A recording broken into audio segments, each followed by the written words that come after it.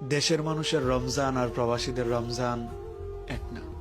এখানে হয়তো আমরা উন্নত খাবার দাবার, উন্নত লাইফস্টাইলটা পেয়ে যাই, কিন্তু পরিবারের ছোঁয়া, পরিবারের আদর, পরিবারের সাথে একসাথে ইফতার করা হয় না।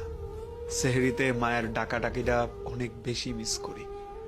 নিজে রান্না করে খাওয়ার মধ্যে তৃপ্তি পেলেও মায়ের হাতের স্বাদটা আর পাওয়া হয় না। ফজরের নামাজের জন্য মার চিল্লাচিল্লিটা এখন মিস করি।